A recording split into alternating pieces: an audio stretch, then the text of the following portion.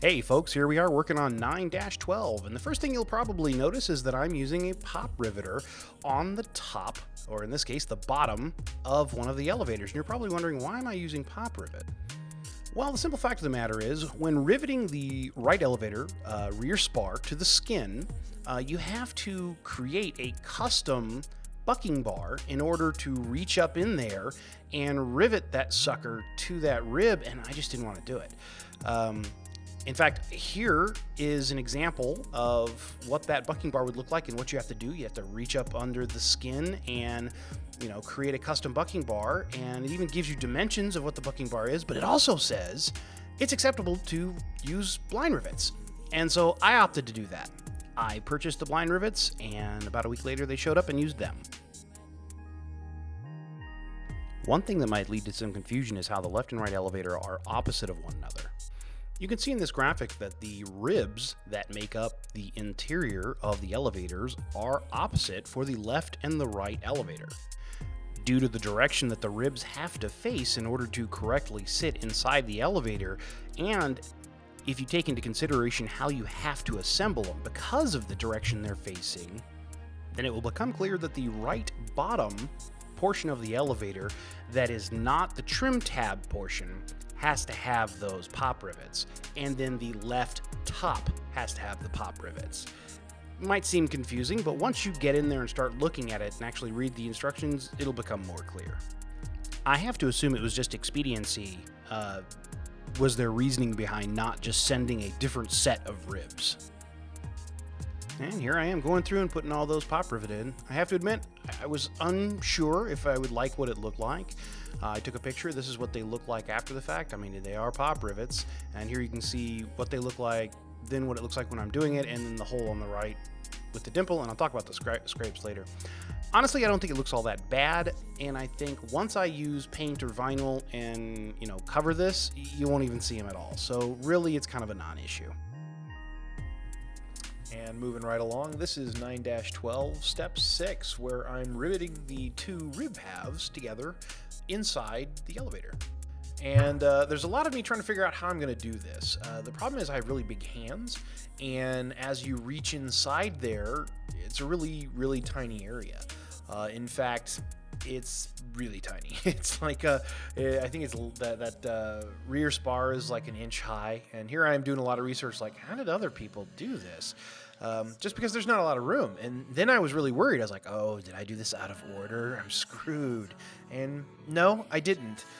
This is absolutely the right order. You just have to figure out how to do it. And eventually I did. And I'm going to give you some video here and show you essentially how I solved the problem.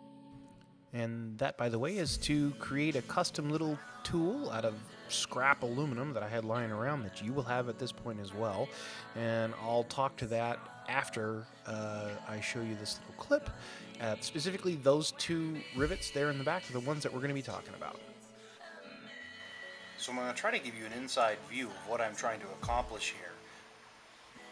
Basically, I'm working on this elevator piece, and down inside here, you can see there's a couple pop rivets that I have to do, and you would think that you would be popping those long before you put the skin on, but you actually can't.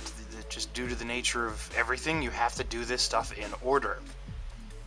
I'm going to put the camera inside here and see if I can give you some kind of view. I have no idea how this is going to turn out. First thing we have to do is stick in yon tool. Grab that first rivet. It's so tight in here though, hard to do anything. And now I have to put this custom piece in here because I cannot reset. So I'm putting this piece right here. Hopefully it'll pop. Awesome. There's one. There's not a lot of room to work.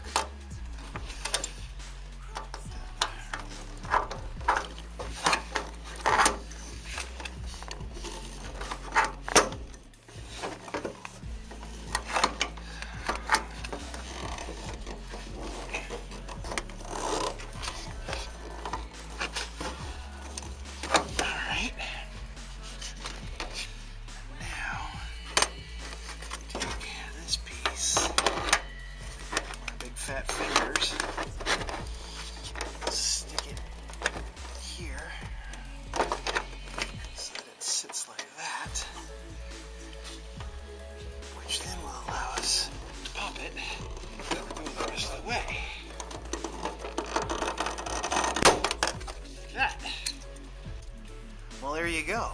So through this little tool, basically it allows me to not have to reset the pop rivet, or the pop rivet gun down in there, just because there's no room.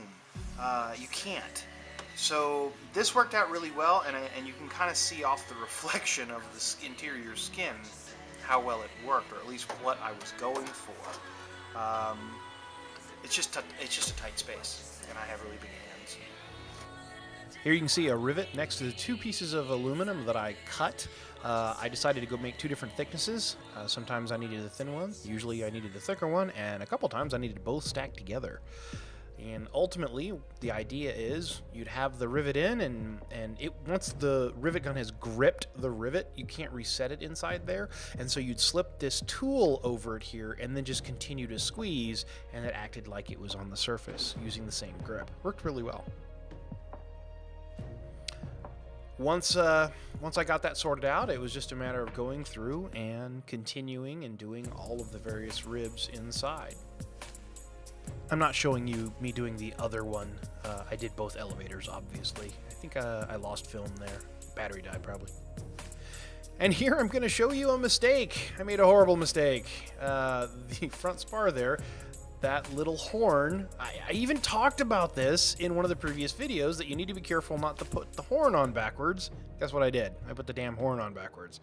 A little bit embarrassing, and I really kicked around not showing that I had done this, but I figured no, and for the sake of honesty, I'm going to show everybody that I make mistakes.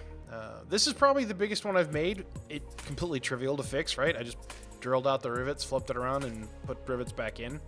But, you know, it added an extra 20 or 30 minutes to the build that, golly, I didn't want to have to spend. Mostly, like I said, it was just embarrassing. It's one of those things I said, hey guys, you want to be sure not to do this? And then I went and did it. Oh well. What do you do? Speaking of that, I put together a spreadsheet where it was estimating the total number of hours I'm able to spend according to real days. So I could say, you know, basically right now I'm averaging 1.29 hours a day, even though I don't work every single day. And so I now have a theoretical finish date. The theoretical finish date for my RV will be in January of 2020. Yikes. That's okay, though. By the way, I'm putting on that front spar now, obviously. That's okay, though. You know, I've talked to my business partner about this, and he says, you know, honestly, that's not terrible. And, you know, 4 or 5 years from now, are you going to be able to afford a, you know, $300,000 or $400,000 airplane out of your pocket? And no, I'm not. So this actually is pretty awesome. I'm trading time for money. It's not a bad gig once you put it in those terms. I did talk to people on the forums, and a lot of them recommend not tracking your hours just because it's a waste of time and it can be a little depressing. I talked to this later in the next video. I disagree, and I'll tell you why later. Anyway, this is me finishing up pop riveting that front spar onto the two elevators. And I will go through and do the skin riveting portion of it next time. So there you go. Another 10-minute video that actually turned out to be about 5.5 hours or so. I think roughly 5.5. Not too bad. Hopefully you guys find this helpful. Shout out to Lewis. Hey, buddy. Hurry up and order your kit. That way you can have fun making these videos too. All right, guys. I'll let this play out. Thank you a bunch, and look forward to next time. See ya.